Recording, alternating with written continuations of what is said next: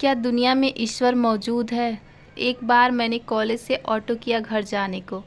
Auto वाले ने मुझे मध्य मार्केट में ही उतार दिया। बोला, माफ़ करना सर, ऑटो का पेट्रोल ख़त्म हो गया है, आप अंदर से कोई रिक्शा कर लें, पास में ही तो आपको जाना है। मैंने उसका किराया दिया और मार्केट के अंदर चल दिया। मुझे ब्लॉक ए में जाना था, तब मैं वहीं रहता था। वहाँ से रिक्शा तो मिल ही जाता है, लेकिन 2:30 बज रहे थे तो शायद खाने का टाइम होगा, इसीलिए कोई भी रिक्शा नहीं मिला। मैंने सोचा पास में ही तो घर है, 10 मिनट में पैदल ही पहुँच जाऊँगा, तो मैं चल दिया पैदल। मार्केट के बीचों बीच से ही निकलने की सोची। उस वक्त लगभग सारी दुकानें बंद थीं, जैसे कि दोपहर में होता है। मैंने मोड़ पार किया तो देखा समोसा वाली दुकान खाली हुई है और इस वक्त वहाँ लंच कर रहे हैं बहुत सारे आसपास के फेरी और दुकान वाले। वहाँ एक रिक्शा भी खड़ा था जिसकी हालत बहुत ख़राब थी, पुराना सा दिख रहा था और सीट भी फटी थी। मैं थका तो नहीं था ज़्यादा, लेकिन पता नहीं किस प्रेरणा से उस रिक्शे पर घर जाने के लिए सवार हो गया। इतने में एक बूढ़ा दुबला लंबा सा व्यक्ति मेरे तरफ आया। वो रिक्शे का मालिक था। आते ही उसने पूछा, कहाँ जाना है? मैंने बताया तो उसने कहा, क्या आप मुझे किराया पहले दे सकते हैं? मैं सुबह से भूखा हूँ। उसकी बात सुनकर मुझे बहुत दुख हुआ। मैंने किराए के 20 रुपये उसे दिए, साथ ही जाकर अलग से एक थाली खाना भी खरीद दिया।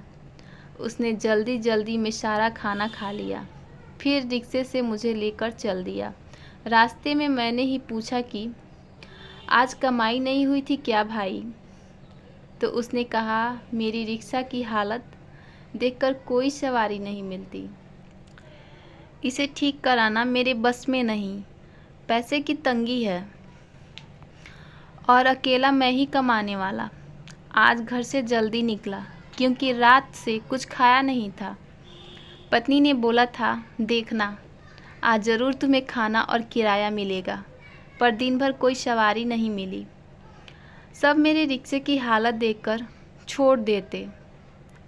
समोसे की दुकान के पास मैं ये सोचकर खड़ा था कि शायद किसी को सवारी की ज़रूरत हो, लेकिन गर्मा गर्म खाने की खुशबू से मन में लालच आ रहा था। सोच रहा था काश खा पाता प्रभु, और देखो मेरे भगवान ने मेरी सुन ली। ना जाने कब से इस होटल के खाने को तरसता था, मगर खा नहीं पाता था। उसकी बातें सुनकर यही लगा कि शायद ईश्वर ने मुझे इसलिए उसके पास भेजा हो ताकि उसका भोजन का प्रबंध हो सके। उसकी लीला वो ही जाने। उस दिन पहली बार ईश्वर को बहुत पास महसूस किया। ईश्वर विश्वास है, अंतर आत्मा की ज्योति है, सत्य है। ईश्वर हर एक में है और हर एक की सुनता भी है।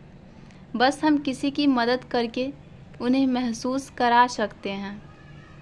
आप भी किसी की मदद करके देखिए, बहुत सुकून मिलता है।